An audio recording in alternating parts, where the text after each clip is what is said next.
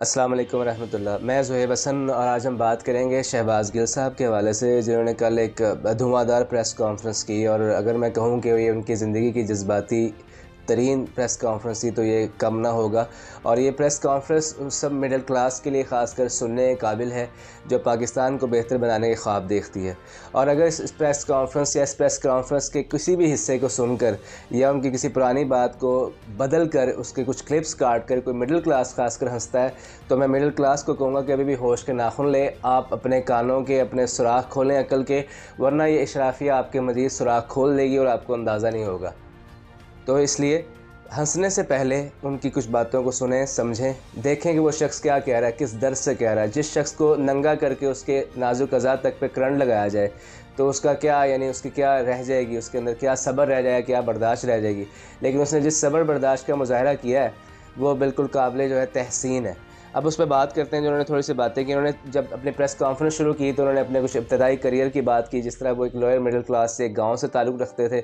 और आपको पता है कि पाकिस्तान का कसीर जो है तबका, कसीर अवाम इसी तरह ही गाँव देहात से उठकर आगे तरक्की करने का ख्वाब देखती है। एक अलहदा बात है कि हम आके शहरों की चकाचूंध में भूल जाते हैं कि हमारे फ़राइज़ क्या हैं, हमें हमारे गांव ने, हमारे जो छोटे शहरों ने क्या ज़िम्मेदारियां दी थी, हमने उसकी तरक्की के लिए काम करना है। हम शहरों की चकाचूंध में, शहरों की एक रोशनियों में खो जाते हैं और शहरों की उस बुरी चीज़ों का भी हिस्सा बन जाते हैं जिनको हम बेहतर करने आए थे। जैसे कि शहरों में अगर कोई बददियानती है, लूट मार है, करप्शन है, हम उसका भी हिस्सा बनते हैं। तो ये हम सब के लिए अलार्मिंग है जो हम इस मुल्क के साथ कर रहे हैं। और अपने अगर तबकात को हम उसकी तर्जुमानी नहीं कर रहे जिन तबकात से हम होके आए हैं। अच्छा, उन्होंने कहा कि मैं 2002 से पीटीआई को सपोर्ट कर रहा हूँ, तो मैं कोई नया या कोई पैराशूटर नहीं था 2002 से पीटीआई को सपोर्ट करा था, कोई नया बंदा है, कोई पैराशूटर नहीं था जो आया हो।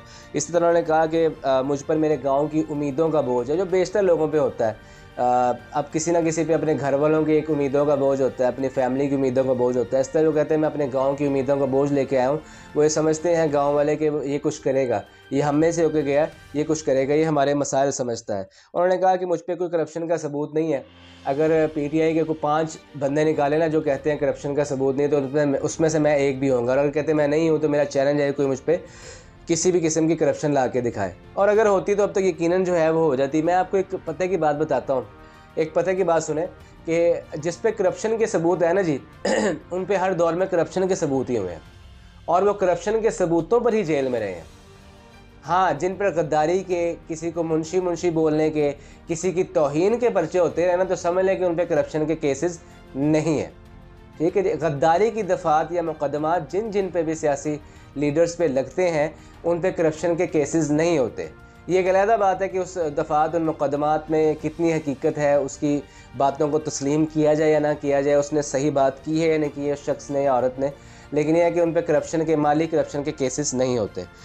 अच्छा, वो कह रहे थे कि मेरे दादा ने, जब हम लोगों ने हिजरत की थी, अमृतसर से वो आए थे, तो कहते अगर मेरे दादा को पता होता कि मेरे पोते का ये हाल होगा तो शायद वो ये सोचते कि हम क्यों आए। यानी पाकिस्तान, एक मेरा पोता जो है मिडिल क्लास या लोअर मिडिल क्लास से उठकर अमेरिका जाएगा और वापस जब आएगा पाकिस्तान की बेहतरी के लिए, जो उसे इमरान खान और असद उमर की दावत पर वो, यानी उन्हें ज्वाइन किया, उन्हें पार्टी को, तो अगर इस पे उन्हें नंगा किया जाएगा पार्टी की सपोर्ट पे, हक बात करने पे, तो कहते वो शायद दोबारा सोचते। तो वो कह रहे थे कि हम लोअर मिडिल क्लास पे तब होते हैं, मुकदमात होते हैं, हम पे गद्दारी की दफ़ात लगती हैं, हम कैसे गद्दार हो गए, क्यों जो शहज़ादे हैं या बड़े बड़े लोग हैं वो गद्दार नहीं होते। और वो कह रहे हैं कि मैंने फैमिली छोड़ी, सब कुछ छोड़ के इधर आया अब मैं कहूँगा किसी ओवरसीज़ को बुखार ना हो, ऐसा बुखार ना हो कि मैंने पाकिस्तान की बेहतरी के लिए कुछ करना है। उन्होंने ओवरसीज़ को पैगाम दिया कि वो बिल्कुल पाकिस्तान के में पैसे भेजें, पाकिस्तान की माशी हेल्प करें, लेकिन ये ना सोचें कि यहाँ आके निज़ाम को बदलेंगे। ये उन्होंने एक दर्द से कहा, कहते क्योंकि जो ऐसा किसी को बुखार ना हो, क्योंकि जैसी इज़्ज़त उनके बकौल मैंने झेली है, कई मिडिल क्लास ये ना सोचे। उन्होंने ये भी कहा कि हमारी औकात नहीं है। हम कहते मुझे ये समझ आ गई है कि मिडिल क्लास की औकात नहीं होती, मुझ जैसे लोअर मिडिल क्लास की औकात नहीं होती। और ये बात हम सब के सुनने को काफ़ी थी। ये अशराफिया के मुंह पे तमाचा है और हमारी खामोशियों के मुंह पे, जो मिडिल क्लास हैं, जो लोअर मिडिल क्लास हैं, उनके मुंह पे तमाचा है कि आज आप ऐसा ख्वाब नहीं दे सकते, क्योंकि आपको सियासत के लिए भी, अपने कैंप्स चलाने के लिए भी पैसा चाहिए होता है, टिकटों की बोली लगती है। तो इस सब के लिए पैसा चाहिए। तो लोअर मिडिल क्लास या मिडिल क्लास तो ये सब नहीं कर सकता। तो वो मुल्क की बेहतरी में क्या क्या करेगा? मुल्क की बेहतरी के लिए कुछ नहीं कर सकता वो सिर्फ अपनी फैमिली के लिए कुछ कर सकता है। उसी रोटी और उसी कपड़े की जस्तजू में उसे जो है इस सिस्टम ने एक किस्म का उलझा के रख दिया और वो किसी किस्म की बेहतरी का सोच नहीं सकता। वो कह रहे हैं कि मुझ पर छुपा छुपा के FIRs दी गई, मैंने जगह जगह जाके अपनी हुकूमत होते हुए भी अंडे खाए, स्याही मेरे चेहरे पर डाली गई, जूतियाँ मुझे जो है मेरी तरफ फेंकी गई, अपनी हुकूमत के होते हुए मैंने FIRs झेली हैं। अब बलूचिस्तान में मुझ पर FIRs हुई हैं। जज ने बार बार पूछा है, गालिबन 5-6 समातें जो हुई हैं गालिबन बलूचिस्तान या ओवरऑल, उसमें मैं जजेस ने पूछा है कि FIRs कहाँ कहाँ है हमें बताया जाए, लेकिन FIRs बताई नहीं जाती, छुपा के FIRs दी जाती हैं ताकि वो कहीं ना कहीं उसको नज़र आए तो उसे जो है दबोच दिया जाए, बकौल शहबाज गिल साहब। तो उन्होंने कहा जी कि पाकिस्तान में हक़ नहीं मांगना आपने। मैं ओवरसीज़ को ये पैगाम देता हूँ कि पाकिस्तान में हक़ ना मांगे, वरना आपको ज़लील किया जाएगा, आपकी आवाज़ दबाई जाएगी और वहाँ जहाँ आप कहीं ओवरसीज़ बैठे हुए हैं वहीं पे बैठ के पाकिस्तान की हेल्प कर दें। और उन्होंने कहा मुझे ये समझ आ गई है कि अब जो है यहाँ पर गद्दारी के मुकदमात ही बनते हैं, बेशुमार गद्दारी की दफ़ात होती हैं बोलने पर, अपनी आवाज़ बुलंद करने पर, अपना हक़ मांगने पर। तो उन्होंने एक तजवीज़ पेश की कि मुझे आप सज़ाए मौत ही दे दें। यानी अगर आपने मुझे बार बार जलील करना है, जगह जगह लेके जाकर जगह जगह मुझ पर FIRs करनी है, अब जहाँ पे की है वो 22 घंटे की मुसाफत पर है वो जगह, तो अगर मुझे वहीं पर जाके अपने केसेस झेलने हैं तो इससे अच्छा है मुझे यहीं पर जो दफ़ात मुझे यहाँ पे भी लगी हैं पंजाब में, लाहौर में, तो आप उन पे मुझे सज़ाए मौत दें ताकि जो है मेरी फ़ैमिली को आसानी हो मेरी लाश लेके जाने पे और मेरी फ़ैमिली को जल्द लाश मिल जाए और फिर वो अमेरिका पहुँचाई जाए या जहाँ पे भी उनकी तदफीन वगैरह करनी है। ये उनके बगौल उनका मैसेज था। उन्होंने कहा आपने मेरी फ़ैमिली तक को भी नहीं छोड़ा, मेरी फ़ैमिली मेरी बीवी पर भी केसेस बनाए आपने, जो अमेरिका में मुकीम है वहाँ पे पढ़ा रही है, और वो इसलिए केसेस बनाए ताकि उन्हें मिलने ना आए, मुझे सपोर्ट ना करे, और मुझे मेरा नाम भी ECL में डाला ताकि मैं वहाँ ना जाऊँ।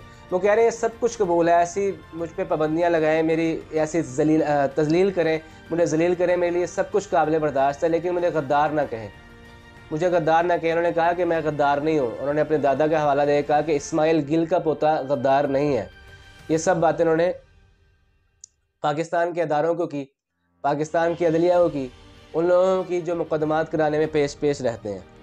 उन्होंने कहा जी मैं माफ़ी मांगता हूँ कि अगर मैंने ये ख्वाब देखा कि मैं पाकिस्तान की बेहतरी करूँगा, और मैं उन सब की तरफ से माफ़ी मांगता हूँ जो ये ख्वाब देखते हैं कि कोई मिडिल क्लास आगे आके पाकिस्तान की बेहतरी का काम करे। ये शहज़ादों का काम है कि वो बाहर से आएँ और आके हुकूमत करें फिर वापस चले जाएँ, या वो यहाँ रहें और उन पर गद्दारी के मुकदमात ना और हुकूमतों में बार बार आए। कोई मिडिल क्लास ये ख्वाब ना देखे। बस उन्होंने कहा कि मुझे सज़ाए मौत दें, मेरी फ़ैमिली को ये लाश दें ताकि हम लोग मेरी फ़ैमिली जो है लाश ले लें और बासानी जो है मेरा अख्ताम हो जाए। उन्होंने कहा कि ख्याल रखें कि अगर आपने ऐसे मामला रखे ना तो कोई आम आदमी आगे आने का नहीं सोचेगा। वो बार बार मुखातिब हो रहे थे धुआंधार प्रेस कॉन्फ्रेंस करते हुए इस्टेब्लिशमेंट से, ताकतवर अदारों से, उन लोगों से जो ये काम करते हैं कि मुझ पर कोई करप्शन का केस नहीं है। आप ख्याल रखें कि आप अगर ऐसी दफ़ात लगा रहे हैं तो कल को पाकिस्तान की बेहतरी के लिए कोई नहीं सोचेगा। पाकिस्तान मज़ीद गुर्बत, बेरोज़गारी और करप्शन के दलदल में धंसता ही चला जाएगा। पाकिस्तान की मदद को कोई आगे नहीं आएगा, पाकिस्तान के अपने लोग पाकिस्तान की मदद नहीं करेंगे। तो फिर उन्होंने एक वाक़या सुनाया कि देखें जी मुझ पर करप्शन का कोई केस नहीं है। मेरी फ़ैमिली ने एक दफ़ा, उन्होंने फ़ैमिली के हवाले से वाक़या सुनाया कि मेरी फ़ैमिली ने एक दफ़ा 2000 रुपये का पेट्रोल जो है वो डलवा लिया, जो पेट्रोल उस मद में था कि जो उनके इस्तेमाल के, यानी शहबाज गिल साहब के इस्तेमाल में था सरकारी मराहत के हवाले से। तो उन्होंने कहा कि मैंने फ़ौरन अपनी जेब से 2000 का पेट्रोल सरकारी गाड़ी में डलवाया, अपने प्राइवेट गाड़ी में जो डला था उसके बदले के तौर पे। तो कहते तो मैंने फैमिली को तो ये भी नहीं करने दिया। तो इन्होंने अपनी फैमिली का वाक़या सुनाया।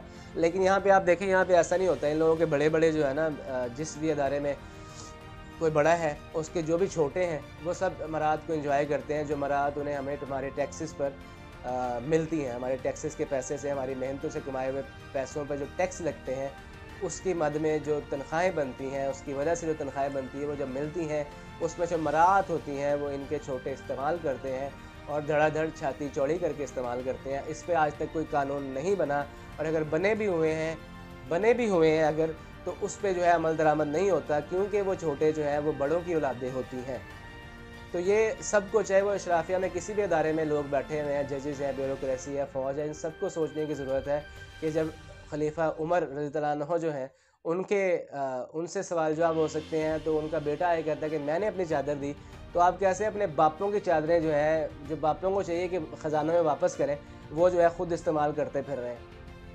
तो मराहत का अंधाधुंध इस्तेमाल जो है वो नज़रिया इस्लाम की तौहीन है, इस्लामी कवानीन की तौहीन है, वो खलीफा उमर के नज़रिए की तौहीन है, वो रसूलुल्लाह सल्लल्लाहु अलैहि वसल्लम की तालीमात और तरबियत की तौहीन है। लेकिन बहरहाल मैं किससे मुखातिब हूँ, उनको को समझ तो अल्लाह करे आ जाए। बहरहाल उन्होंने कहा कि कहते हैं जी मैं रो रहा था, तो मैं रो नहीं रहा था, कहते मेरा साँस बंद था, मैंने रोना नहीं है, ना मैं रोता हूँ। मेरा साँस बंद था इसलिए मैं मास्क माँग रहा था, किसी का भी साँस बंद होता है तो वो ऐसे ही आहो बका करके मास्क माँगता है। तो कहते हैं राना सनाउल्लाह साहब का इल्ज़ाम कि मैं रो रहा था, ये गलत है। और वैसे भी देखें जी, अगर किसी को इस किस्म की तशद्दुद पे रोना आ भी जाए तो उसमें क्या है, आप लोगों ने कौन से तशद्दुद सहे हैं? आप लोगों के तो कमरों की तस्वीर जारी होती हैं, आप लोगों के तो क्या-क्या जो है मामलात होते हैं, अदालतों के रिकॉर्ड आते हैं कि आप मुलाकातें करते थे शाहाना तरीक़ेकार से, जिससे चाहते थे। तो यहाँ पे तो कपड़े डाल के लोगों के मुँहों पे लेके जाया जाता है, तो आप तो ना बात करें रोने की, आप तो मज़ाक और तमस्खुर उड़ाते हैं, अगर कोई रो रहा होता है। तो आप तो ये बातें ना करें, और उनके सपोर्टर भी जो है मज़ाक उड़ाते हैं। तो मेरी तो पाकिस्तानी कौम के लिए हिदायत की दुआ है, वरना तो मैं बार-बार कहता रहा हूँ कि वो वक़्त दूर नहीं है कि कोई किसी किस्म का अज़ाब आ जाए, जिस तरह के हम तमस्खुर उड़ाते हैं। बेहिस कौम बन चुके हैं, सिर्फ मज़ाक उड़ाना आता है हमें, सपोर्ट करना नहीं आता। इसी तरह उन्होंने कहा जी असद उमर हर बंदे का जो है ना हक, हर एमपीएस का हक अदा कर रहे हैं। जगह-जगह जाते हैं, सारे एमपीएस नहीं आते, वो कहते हैं पार्टी के लोगों से ऐसा ही गिला मुझे। लेकिन इसका मतलब ये नहीं है कि मैं पार्टी छोड़ रहा हूँ। मैंने इतनी जद्दोजहद जो की है, मैं वहाँ सब कुछ छोड़ के आया। जो तब के 35-40 लाख थे, आज के 50-60 लाख की तनख्वाह थी एज़ अ प्रोफेसर, तो मैं छोड़ के आया। तो इसलिए नहीं आया कि मैं यहाँ जद्दोजहद करूँगा और मुझे कोई परेशानी आएगी तो मैं पार्टी छोड़ दूँगा। कहते मैं इमरान खान का साथ बिल्कुल नहीं छोड़ रहा। और उन्होंने फिर आखिर पे जो है आला तरीन जज से भी सिफारिश की, और उन्हें कहा कि वो इंडियन सुप्रीम कोर्ट की तरह रुखसदारी के मुकदमात बनाए जाते हैं जिन दफ़ात पे ये अंग्रेज़ों के जो कवानीन हैं इनमें रद्दोबदल करें। इंडिया अगर कर सकता है तो आप भी रद्दोबदल करें, ताकि जो ये गरीब बंदे पर जो ये केसेस चलते हैं मिडिल क्लास पे ना चलें, क्योंकि शहजादों पे तो चलते नहीं हैं। और वो कहते हैं कि मैं वादा करता हूँ कि मिडिल क्लास को ये मैं आगे से आगाह करूँगा कि आप प्लीज़ पाकिस्तान की बेहतरी का ख्वाब ना देखें, सियासत में आगे ना आए, वरना जो है आपको बिल्कुल इस तरह की चीज़ें ही भुगतनी पड़ेंगी। और मेरी एंड पे यही मिडिल क्लास से और लोअर मिडिल क्लास से अपील है कि देखें ऐसे लोगों का साथ दें जो आपके लिए बोलते हैं। ऐसा ना करें कि सिर्फ तमस्कुर और हंसी मजाक उड़ाएं। मैं लोगों को सुनता नहीं, उसने कहा रंदा फेर दिया जाएगा, रंदा फिरेगा, इस पर रंदा फिर रहा है। यार आपकी औकात नहीं है ऐसे रंदा फिरने वाली बातें, ऐसे तमस्कुर उड़ाने की, क्योंकि आपने तो रोटी सुबह खानी है, शाम को रोटी खानी है, रात को सो जाना है, और आपने ज़िंदगी में सिर्फ नेटफ्लिक्स की सीरीज़ देखनी है। आपने ज़िंदगी में कुछ और नहीं करना, पैसे कमाने और सो जाना है, बस बच्चे पैदा करने हैं। माज़रत के साथ मैं ऐसा करके बात कर रहा हूँ, लेकिन बात यह है कि मुल्क की बेहतरी के लिए सोचें। या तो आपने कोई मुतबादिल प्लान दिया हो ना, सिर्फ आपने किसी की भी तमस्कर, किसी की हंसी मजाक ठट्ठा करना है, तो मेरा ख्याल है कि किसी को औकात नहीं है कि वो आगे बढ़ के ऐसे लोगों पे तमस्कुर, हंसी मजाक को ठट्ठा करें, जो चाहे अगर झूठ के तौर पे पाकिस्तान के लिए आगे आके बोलते हैं, तो पाकिस्तान के लिए बोलते हैं ना, एटलीस्ट पाकिस्तान की बेहतरी के लिए बोलते हैं। चाहे अपोजिशन ही बोले, लेकिन आपको हक नहीं पहुँचता जो एक किस्म के बेहिस लोग साइड पर बैठे हैं। अस्सलाम वालेकुम।